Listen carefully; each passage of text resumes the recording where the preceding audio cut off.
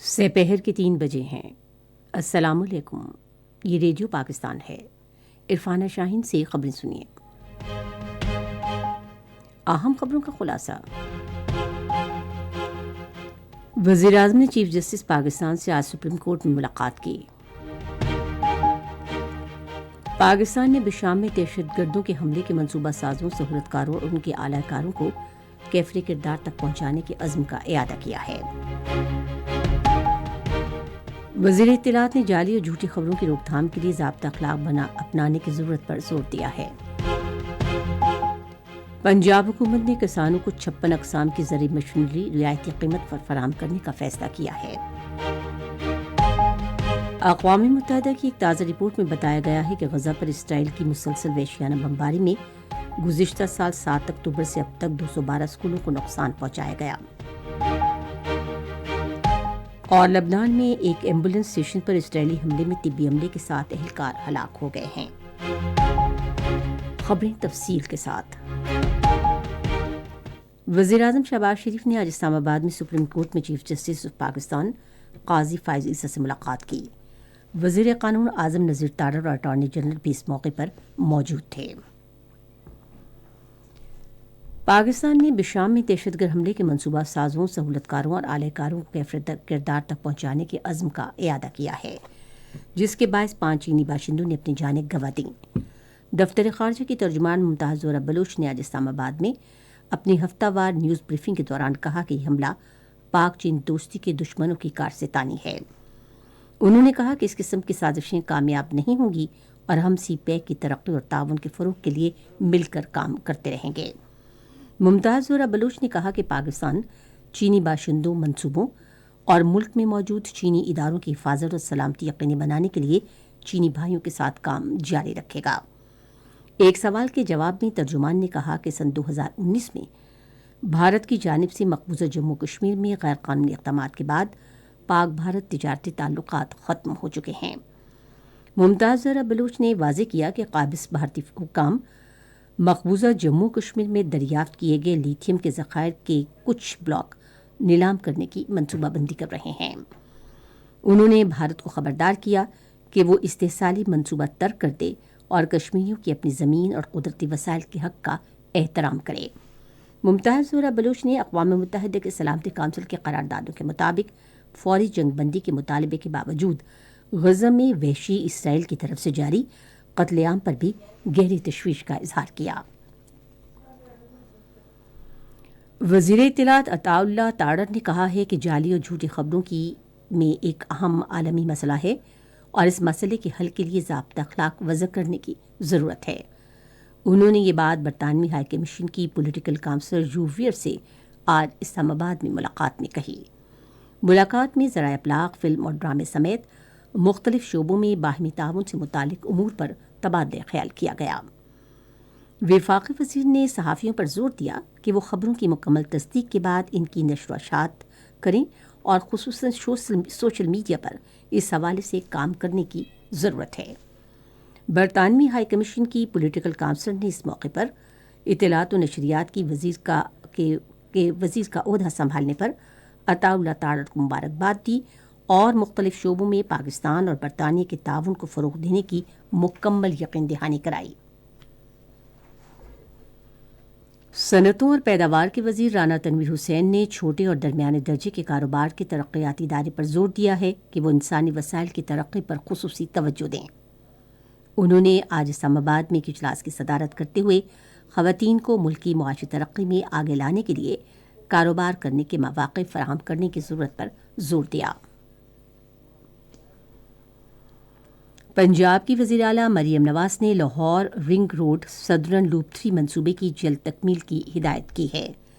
انہوں نے منصوبے کی سائٹ کے اچانک دورے کے موقع پر رنگ روڈ کے اس حصے کی تعمیر کے لیے ضروری اقدامات کی ہدایت بھی کی اور سدرن لوپ 4 مرالہ سے شرکپور انٹرچینج M3 تک تعمیر کرنے کا اعلان بھی کیا۔ وزیر اعلیٰ نے ملتان روڈ کے لاہور رنگ روڈ انٹرچینج پر پودے لگانے کی بھی ہدایت کی۔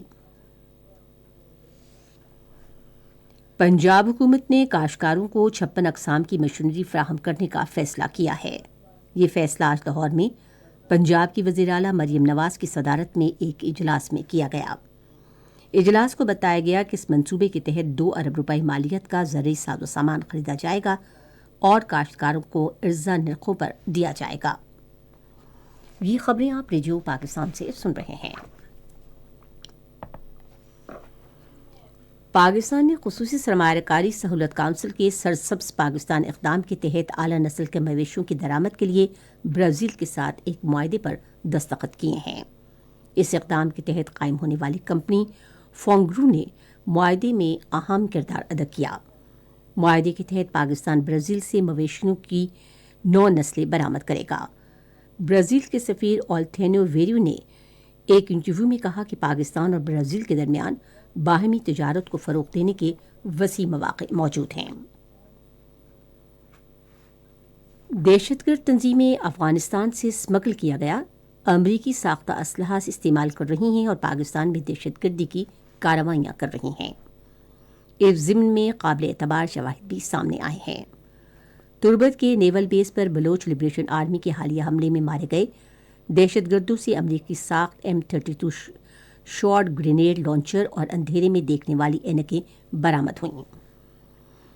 اس سال 29 جنوری کو شمالی وزیرستان میں خفیہ اطلاع پر کی گئی کارروائی میں M4 کاربن سمیت امریکی ساخت ہارڈ ویئر بھی برآمد کیا گیا۔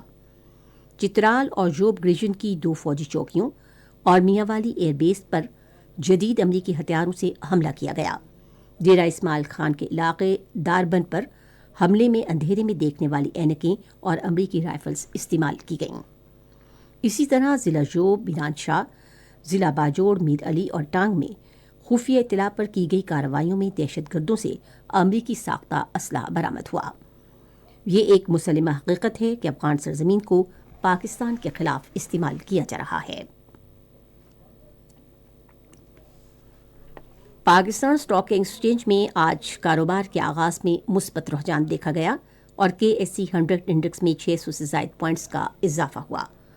100 انڈیکس کاروبار کے آغاز میں 67,000 پوائنٹس کی نفسیاتی حد عبور کر گیا۔ اسٹاک مارکیٹ میں اس مثبت رجحان کو اقتصادی ماہرین نے قومی معیشت کے لیے خوش آئند قرار دیا ہے۔ کل جماعتی حریت کانفرنس نے کہا ہے کہ بھارت جموں کشمیر پر اپنا ناجائز قبضہ زیادہ دیر تک برقرار نہیں رکھ سکتا اور وہ دن دور نہیں جب کشمیری اس کی غلامی سے نجات حاصل کر کے لیں گے اور طلوع صبح آزادی دیکھیں گے۔ کل جماعتی حریت کانفرنس کے ترجمان ایڈوکیٹ عبدالرشید منہاس نے سری نگر میں ایک بیان میں مودی حکومت کی طرف سے مقبوضہ علاقے میں جاری وحشیانہ مظالم اور ناانصافیوں میں اضافے پر تشویش کا اظہار کرتے ہوئے بھارتی اور مقبوضہ علاقے کی جیلوں میں حریت قیادت نوجوانوں اور کارکنوں کی غیر قانونی حراست کی مذمت کی۔ جیلوں میں حریت قیادت نوجوانوں اور کارکنوں سے محاصرے اور تلاش کی کارروائیاں اور گھروں پر چھاپے کے دوران بے گناہ لوگوں کی گرفتاریاں اور دیگر مظالم کشمیریوں کے جذبہ آزادی کو نہیں دبا سکتے۔ انہوں نے کہا کہ کشمیری عوام اپنی جدوجہد آزادی کی مکمل کامیابی تک یہ تحریک جاری رکھیں گے۔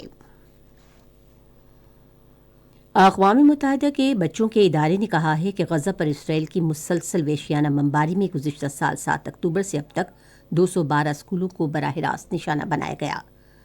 ادارے کی تازہ رپورٹ میں کہا گیا ہے کہ سیٹلائٹس کے ذریعے لی گئی تصاویر میں دیکھا جا سکتا ہے کہ گزشتہ سال اکتوبر سے جاری تنازع میں کم سے کم 53 اسکول مکمل طور پر تباہ ہو چکے ہیں، جبکہ گزشتہ ماہ کے وسط سے اسکولوں پر حملوں میں تقریباً 9% اضافہ ہو گیا۔ لبنان کے دیہی علاقے حبیریہ میں ایک ایمبولینس اسٹیشن پر اسرائیلی حملے میں طبی عملے کے 7 اہلکار ہلاک ہو گئے۔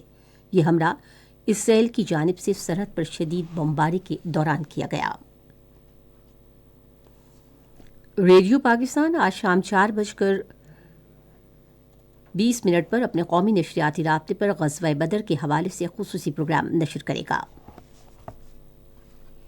محکمہ موسمیات کی پیشگوئی کے مطابق آئندہ 12 گھنٹے کے دوران شمالی بلوچستان، جنوبی اور وسطی پنجاب، کشمیر، گلگت بلتستان اور خیبر پختونخوا میں تیز ہوائیں چلنے اور گرج چمک کے ساتھ بارش کا امکان ہے۔ تاہم ملک کے جنوبی علاقوں میں گرد آلود ہوائیں چلنے کا بھی امکان ہے۔ آج ریکارڈ کیا گیا بعض بڑے شہروں کا درجہ حرارت کچھ اس طرح سے رہا کہ Islamabad 25 degree centigrade, Lahore 29، Karachi 35، Peshawar 28، Quetta 20، Lahore 16، Gilgit 22، Muzaffarabad 26، سری نگر 21، جموں 32 اور لیہ 7 ڈگری سینٹی گریڈ۔ خاص خبروں کا خلاصہ ایک بار پھر۔ وزیر اعظم نے چیف جسٹس اور پاکستان سے آج سپریم کورٹ میں ملاقات کی۔ پاکستان نے بشام میں دہشت گردوں کے حملے کے منصوبہ سازوں، سہولت کاروں اور ان کے اہلکاروں کو کیفر کردار تک پہنچانے کے عزم کا اعادہ کیا ہے۔ اور پنجاب حکومت نے کسانوں کو 26 اقسام کی زرعی مشینری رعایتی قیمت پر فراہم کرنے کا فیصلہ کیا ہے۔ خبریں ختم ہوئیں۔ مزید خبروں اور توضیحوں کے لیے ہماری ویب سائٹ ہے radio.gov.pk اور فیس بک کے link radio Pakistan news official پر آپ ان خبروں کی براہ راست ویڈیو اسٹریمنگ بھی ملاحظہ کر سکتے ہیں۔